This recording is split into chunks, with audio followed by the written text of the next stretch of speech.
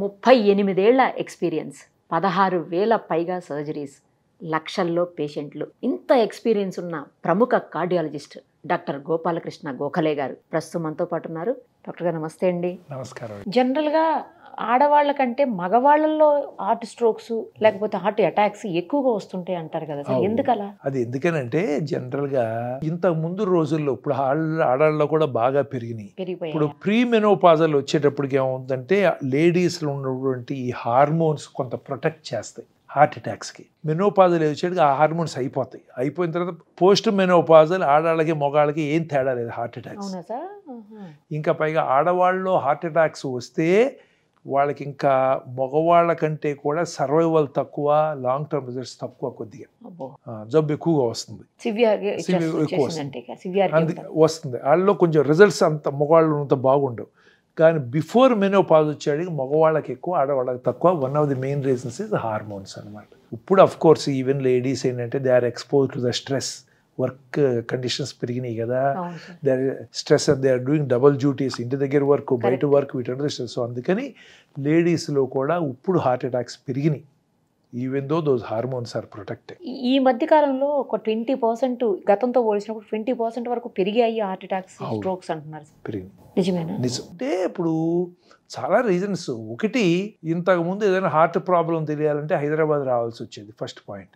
ఇప్పుడు మీరు ఉండే నల్గొండ వెళ్ళండి, కరీంనగర్ వెళ్ళండి. మొన్న వెళ్ళా కరీంనగర్, 11 క్యాత్ ల్యాబులు, అక్కడ 15-16 మంది కార్డియాలజిస్ట్. ఇంతకుముందు ఎవరు లేరు, 20 ఏళ్ల క్రితం ఎవరు ఉండేవాళ్ళు కాదు. ఇక్కడ దాకా రావాలి, వచ్చేటప్పటికి చాలా మంది రారు కదా, ఈ లోపల అయిపోవటం లేకపోతే చూద్దాంలే నెగ్లెక్ట్ చేయడం అది జరుగుతూ ఉంది. అందుకని మనకు హార్ట్ అటాక్స్ తెలిసేవి కాదు.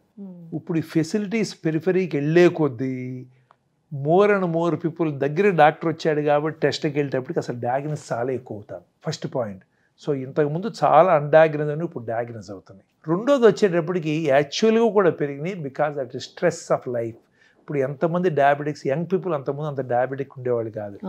ఇప్పుడు మనకు ఇప్పుడు ఆల్మోస్ట్ ఏంటంటే 3 or 4 out of 10 people are diabetics, 3 or 4 hypertension.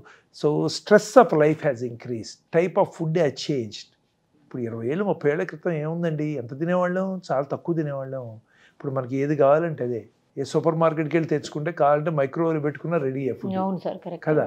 అప్పట్లో ఏం దొరికేది, విలేజ్లో అట్లా ఏం దొరికాయి అసలు, పెరిఫెరీలోను ఉండే కాదు కదా. Food quality has changed, we are eating more than what we need, the stress has increased, the physical activity has decreased, and diagnosis has become more. ఇది కూడా అవేర్నెస్ తో. నిన్న కూడా ఒక ఆయన కనిపించి చెప్తున్నారండి, నేను పోలీస్ ఆఫీసరు, ఏంటండి ఇక్కడ ఉన్నారని అడిగితే, హాస్పిటల్ దగ్గరికి నేను వేరే షూట్ కోసం వెళ్ళినప్పుడు కనిపిస్తే ఏంటి ఇక్కడ ఉన్నారని అడిగితే, నేను జస్ట్ చెకింగ్ చేయించుకుందామని వచ్చానమ్మా, బాడీ చెకప్ చేయించుకుంటే నాకు హార్ట్లో ఒక వాల్వ్ బ్లాక్ అయిపోయి ఉంది, ఇప్పుడు యాంజియో చేయాలంటున్నారు, అది స్టంట్ అయ్యాలో లేకపోతే బైపాస్ అంటున్నారమ్మా అని చెప్తున్నాడు ఆయన. జస్ట్ నార్మల్ చెకప్కి వెళ్తేనే తెలిసింది ఇది అని. అట్లా నార్మల్ చెకప్స్ తోటి చాలా హార్ట్ ప్రాబ్లమ్స్ బయటపడుతున్నాయి, చాలా బయటపడుతున్నాయి. ఇప్పుడు హై కొలెస్ట్రాల్ బయటపడుతుంది, డయాబెటీస్ బయటపడుతుంది, చాలా మంది ఎసిమ్టమాటిక్, కొంపలు మునిగే వరకు కూడా. బీపీ ఉన్నాడు చాలామంది ఎసిమ్టమాటిక్. ఇవన్నీ టెస్టులు. అందుకే మనం చెప్పేది, ఇప్పుడు మనం ఏంటంటే మనం ప్రొటెక్ట్ చేసుకోవాలంటే we have to do some preventive work of the body.